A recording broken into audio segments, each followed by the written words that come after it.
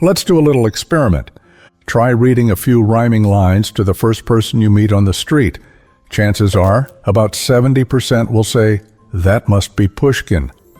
That's how deeply the name of Russia's greatest poet, Alexander Sergeyevich Pushkin, is embedded in the Russian consciousness, even among those who have only ever read one book in their life, the alphabet. And it's not just in Russia. The whole world knows the name Pushkin. His works have been translated into hundreds of languages. But what turned this seemingly ordinary poet into a literary genius? Why do his works still grace our screens and theaters more than 2 centuries later? Was Pushkin truly the flawless, ideal character many imagine, free of weaknesses or sins? And perhaps most intriguingly, who had something to gain from Pushkin's death? Let's dig into some dusty archives and look at the poet from a different angle. This won't take away from his genius. On the contrary, it will highlight how even the greatest minds are human, shaped by their background, their flaws, and their extraordinary ability to turn life's gifts into something timeless. Let's start with a simple question. Just how Russian was Pushkin really? What were his origins? Can we call him truly traditionally Russian, considering his mixed heritage? Let's take a look at his family tree, particularly the Slavic side. Pushkin's father, Sergei Lvovich Pushkin, came from a noble family that traced its roots back to the 15th century. The Pushkin family descended from Rodion, Gridnya Pushka, the younger son of the high-ranking boyar Gavril Alexeyevich Muzin Pushkin. So on his father's side, Pushkin had fully Russian and noble ancestry. Now, Pushkin's mother, Nadezhda Osipovna Ganibal, also came from nobility, but her family's story was more unusual. Her grandfather, Abram Petrovich Ganibal, was African, either Ethiopian or from Central Africa, depending on the account. Brought to Russia and baptized by Peter the Great himself, Ganibal was given an elite education and rose to become a general and a military engineer. This made Pushkin 1/8 African. But it's important to note that even on his mother's side, Pushkin's family was deeply embedded in Russian aristocratic culture. Ganibal, despite his origins, became a respected member of the Russian elite. So yes, Alexander Pushkin was overwhelmingly Slavic by blood and fully Russian by culture. The African element in his ancestry was a single branch of the family tree, while the rest was composed of ancient Slavic and some Baltic nobility, all thoroughly immersed in Russian traditions and language. But here's another question. How did a nobleman like Pushkin understand the lives of simple peasants so well? Where did he hear the folk tales that later enchanted the world through his poetry, told in such catchy, effortless rhyme? Time to turn another page in history. Every great life begins in childhood. Even the most brilliant minds once played in the dirt and asked a million whys.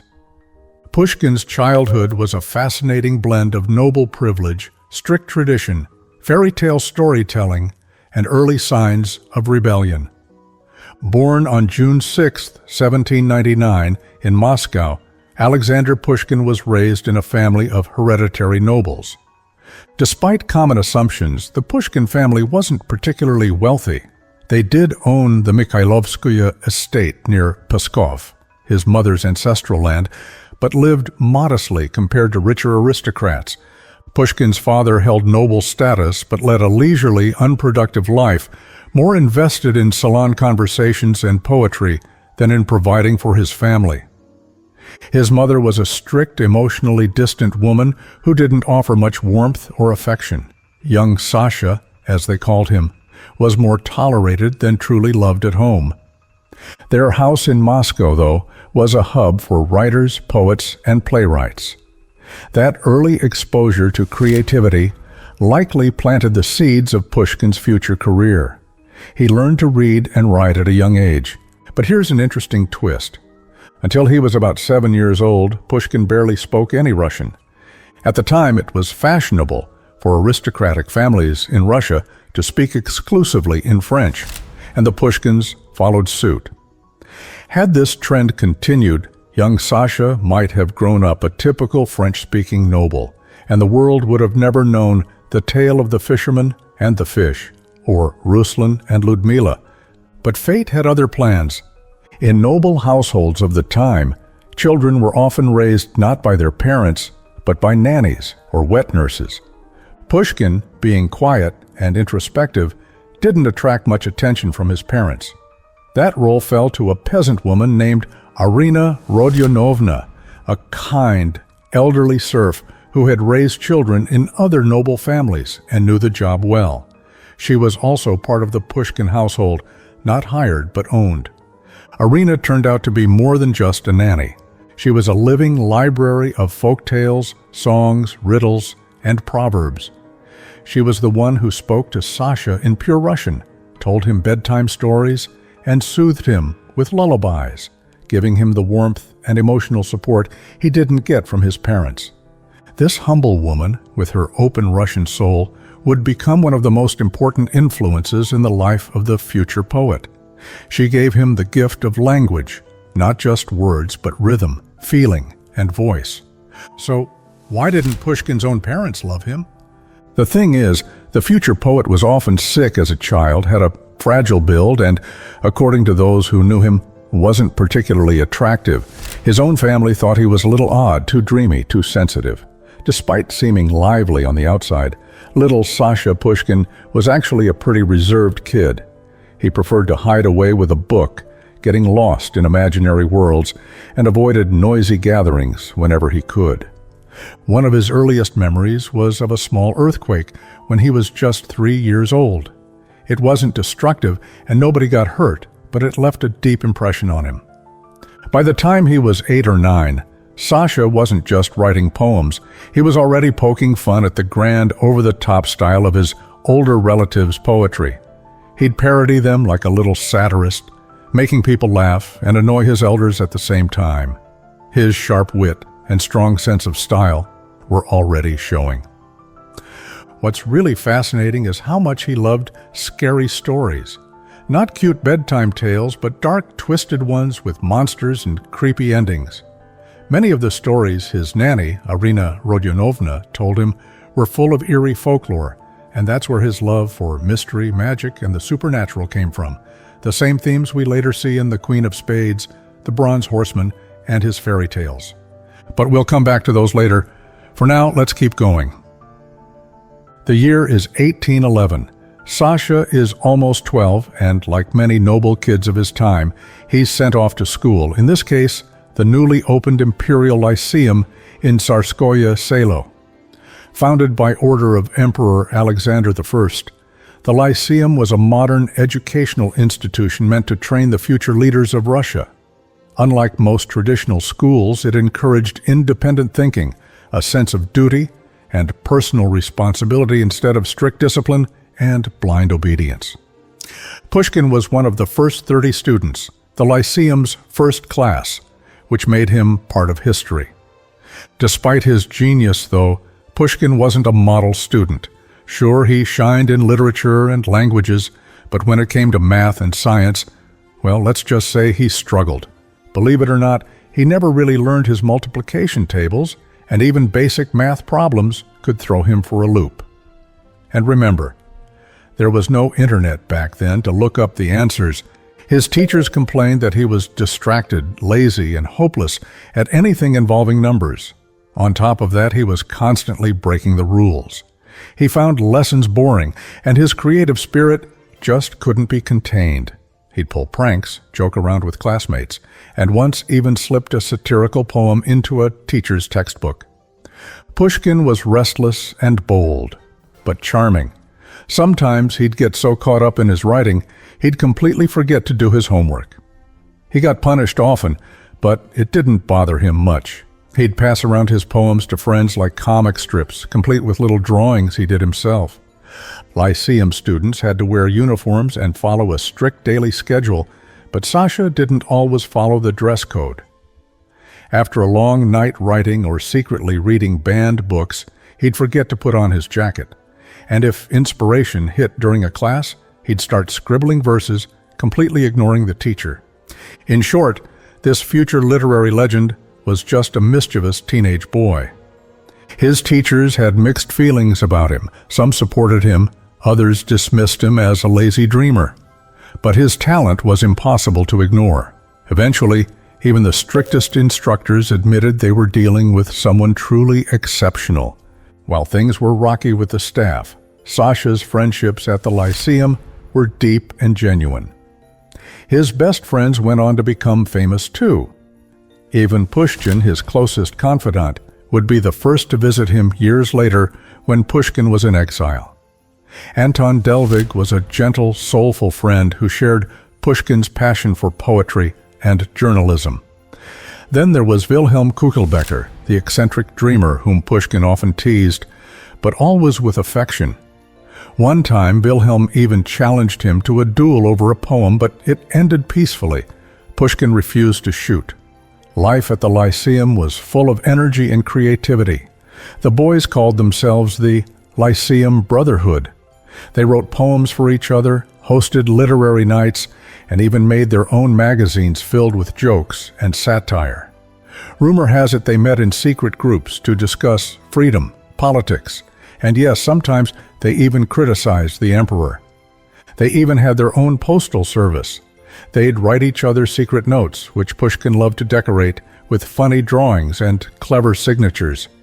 He was basically one of the first mail nerds, sending and receiving letters every day, sometimes even anonymously, sometimes faking letters for literary fun.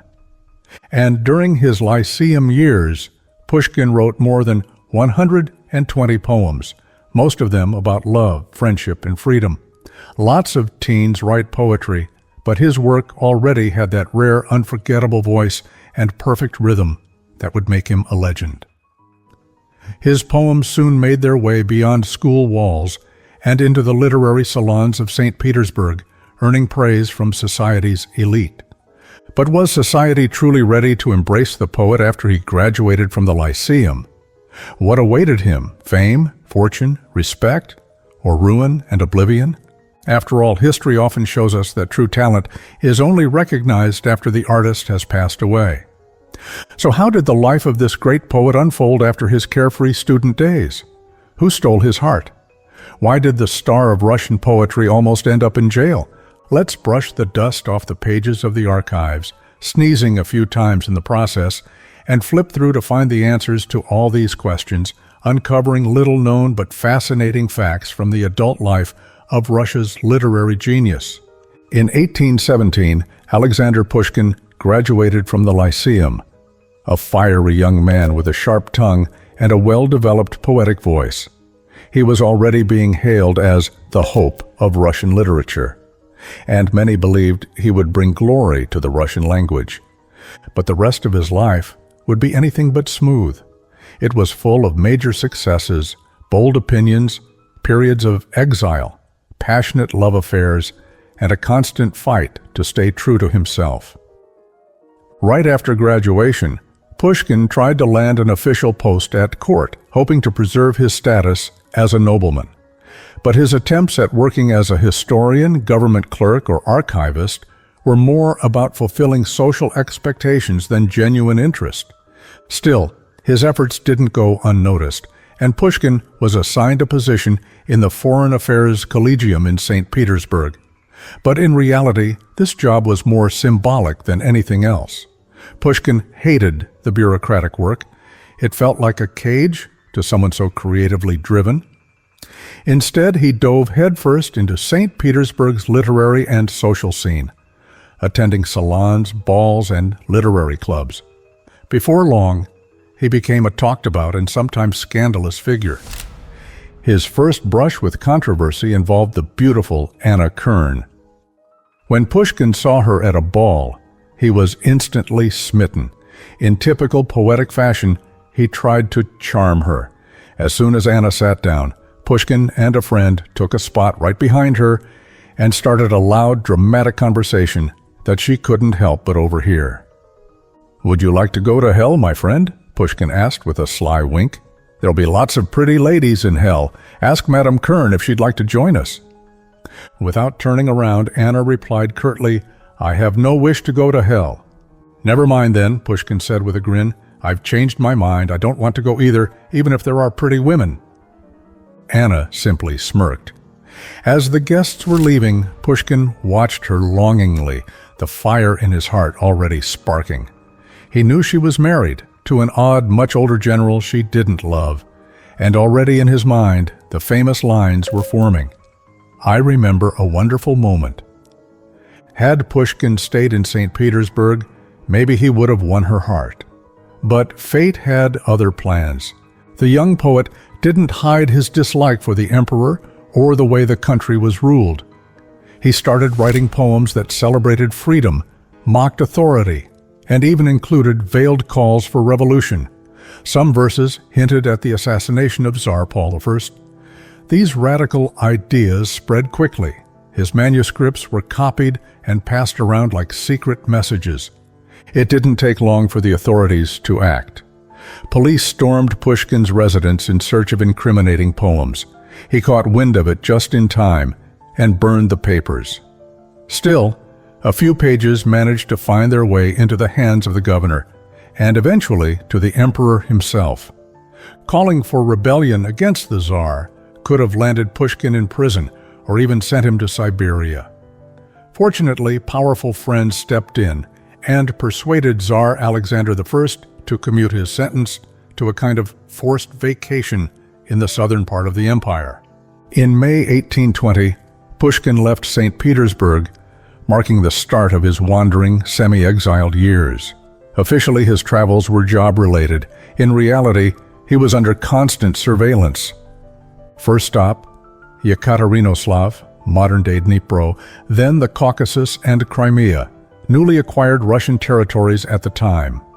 Pushkin was blown away by the exotic landscapes and the local cultures. He was one of the first writers to vividly capture the lives and customs of the mountain peoples. While in Kamyanka, he had a brief affair with a French woman named Agle Davidova, who incidentally was married to the son of Pushkin's hostess. That didn't seem to bother him, but as soon as he moved on to Kishinev, his passion faded, and so did the memory of her. Pushkin stayed in Kishinev for a while, then moved to Odessa. This phase of his life was incredibly productive. Inspired by new surroundings, he wrote The Prisoner of the Caucasus, started Ruslan and Ludmila, The Fountain of Bachchisarai, and Eugene Onegin. But even during intense writing periods, Pushkin never gave up his social life. He loved gambling, attended balls frequently, and always found time to flirt. He was a fantastic dancer, charming, witty, and had no qualms about romancing married women. In fact, he often did. Pushkin's fiery nature and love for risky liaisons nearly got him killed on more than one occasion. Jealous husbands often challenged him to duels, and it was only thanks to his friends that many of these confrontations were diffused. Still, it wasn't his personal life that truly worried the authorities, it was his political ideas. Odessa's higher-ups became increasingly uneasy. Pushkin was openly critical of them and of the emperor. He was watched closely, and eventually his letters were intercepted. They found hints of atheistic philosophy, which combined with his rebellious reputation got him dismissed from his post under Count Vorontsov. He was then exiled again, this time to his mother's estate near Pskov, under the watchful eyes of both local authorities and the church. In the village of Mikhailovskoye, where he now lived, there were no glamorous balls or elite parties. The beauty of the countryside and the peaceful, slow-paced village life at first inspire and uplift Pushkin. But it doesn't take long before Alexander, used to always being the center of attention and now deprived of social interaction, begins to sink into a state of depression. At first, chess helps. Pushkin loved the game, not just playing it, but keeping a personal record of wins and losses, harshly critiquing his own performance. When chess lost its charm, he found comfort in his nanny, Arina Rodionovna, and her endless collection of folk tales. Many of those stories would later become the foundation for his poetic fairy tales. But more on that later.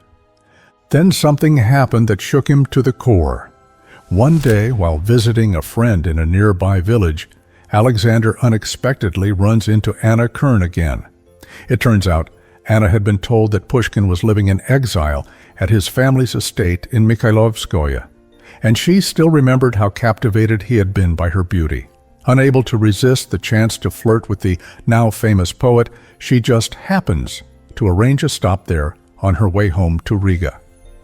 Pushkin is once again struck by Anna's beauty and doesn't hide his burning passion. Anna lingers for a short while, teasing Alexander, before heading back to her husband. Heartbroken, Pushkin writes her desperate letters, begging her to run away with him, but Anna stays cold and never replies. Pushkin, aware that Anna's aging husband tolerates her flirtations with younger men, is driven mad with jealousy. But alas, while he pours his soul into letters of adoration and longing, Anna gives her affections to others. Years later, she will finally give in and end up in Pushkin's bed, but by then, the fire in his heart has long since gone out. What was once a storm of love turns into a forgettable fling, leaving no trace in his poetry. He will never dedicate another line to her. But that's all later. For now, Pushkin remains in Mikhailovskoye. Lonely and heartbroken, he throws himself into his writing, gifting the world more masterpieces. So who will help this scandalous poet find his way back to Moscow? How long will he remain a bachelor? And what of the passionate, dramatic love story that begins in the dazzling world of high society and ends with blood on the snow of a dueling ground? Hold on, don't rush. Let's take it step by step. In 1826, Russia faced an attempted coup d'etat led by a group of idealistic noblemen, many of them officers in the Imperial Guard. This became known as the Decembrist Uprising. The rebellion was swiftly crushed by the new emperor, Nicholas I. Many of the Decembrists were close friends of Pushkin, so he wasn't exactly shocked when he was summoned to Moscow by the emperor himself.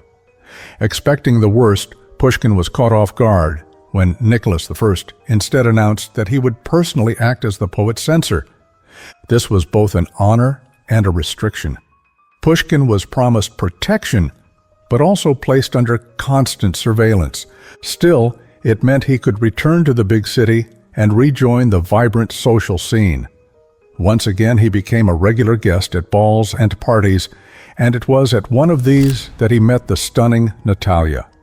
The love story of Alexander Pushkin and Natalia Goncharova is one of the most famous in Russian culture. Some see it as poetic inspiration, others as a tragedy. Did you know there were obstacles that kept them from marrying right away? And that, despite Pushkin's fame, Natalia's family initially refused to approve the match? Let's rewind. It's the winter of 1828 in Moscow. On Tverskoy Boulevard, the elite of high society gather for a glamorous ball in one of the city's mansions. Of course, Pushkin is there, charming, witty, and surrounded by admirers. Then his eyes fall on a tall, elegant young woman with delicate features, large expressive eyes, and luxurious hair. The poet freezes mid-sentence, stunned by her pure beauty. "Who is that?" he whispers to a friend, genuinely intrigued. His friend smiles. "That's the most beautiful bride in Moscow, Natalia Goncharova." Pushkin nods slowly. "She's enchanted me at first sight." Everyone laughs, thinking he's joking, but Pushkin isn't joking at all. By spring 1829, he proposes to Natalia. To his shock, the Goncharov family turns him down cold. Thus begins a long and painful waiting game. Why the hesitation? Let's start with the obvious. Yes, Pushkin was well-known, respected, and noble-born, but he was far from wealthy. He lived off his royalties, constantly in debt, and had no stable income. Pushkin loved the finer things, fancy clothes, good food, lavish gifts, and often borrowed money from friends and publishers. On top of that, he was a notorious gambler, but we'll come back to that. The Goncharovs, while not fabulously rich themselves, hoped for a more secure and steady match for their daughter, not a moody poet drowning in debt.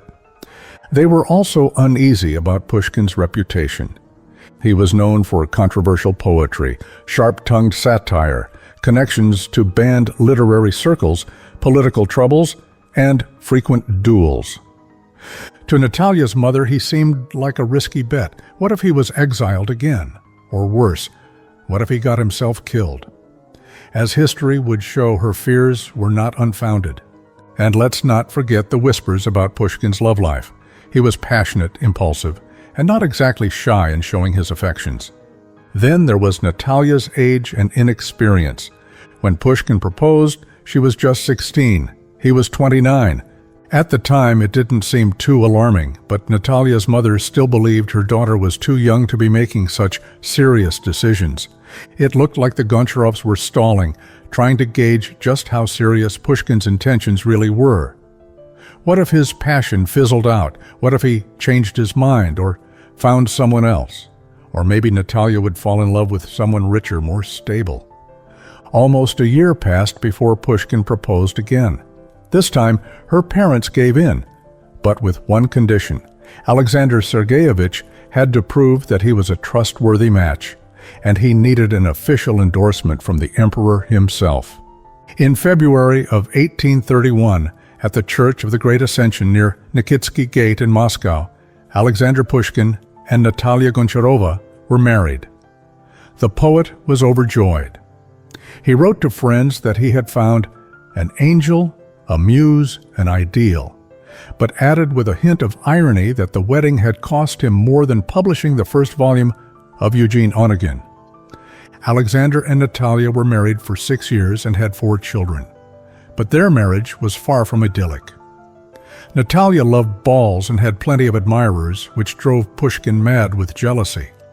At social gatherings and formal events, Pushkin often stood off to the side. He was a short man, almost 4 inches shorter than his wife, and deeply self-conscious about it. He feared ridicule and public embarrassment. Still, Pushkin never once regretted marrying Natalia. But this love would prove fatal for the poet. Remember, when he was a child, young Sasha was deprived of his mother's love. That early emotional wound left its mark on the adult Pushkin's behavior. If you trace his love affairs, one pattern becomes obvious. He often pursued married women. It was a way to assert himself, to feel superior to other men, knowing full well that he was undermining their honor. Now imagine how he would feel if his own wife betrayed him. Even after having children, Natalia Nikolaevna remained stunningly beautiful. Rumors of her alleged affairs eventually reached Pushkin. Some even whispered that the emperor himself was taken with her. Pushkin tried to brush off the gossip, but one day, a 22-year-old Frenchman named Georges Dante arrived in Russia for military service. He was charming, witty, and full of life. He met the poet in a restaurant, and, before long, he was a regular guest in the Pushkin household. It didn't take long for Pushkin to realize that this young Frenchman was quite taken with his wife. Jealousy began to burn in the poet's heart, and it soon flared into a full-blown inferno when, just days later, he received 3 anonymous letters in the mail, letters that insulted both him and Natalia. But soon after, it emerged that Danthus was actually having an affair with Natalia's sister, Yekaterina. Pushkin, for a moment, calmed down, but not for long. At the end of January 1837, Pushkin challenged Danthus to a duel. We won't dive too deeply into the tangled, dramatic history between Pushkin and Danthus here. It's complex and fascinating enough for its own article. For now, suffice it to say that the 2 men met on a snowy field near the Black River on January the 27th, 1837. The duel rules were deadly from the start. 10 paces between barriers and 5 paces to reach them. The men were allowed to shoot at any point before reaching the barrier. In essence, this duel was designed to leave one or both participants dead or seriously wounded. Danthus fired first, just a step short of the barrier. The bullet struck Pushkin in the abdomen, shattering his pelvic bones and damaging internal organs. The poet collapsed. But even lying in the snow, barely conscious from the pain, he managed to fire his own shot, wounding Danthus in the arm, though not seriously.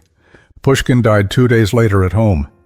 Here's an interesting twist. Tsar Nicholas first officially pardoned Pushkin for the duel and even helped cover funeral expenses and provided support to his family.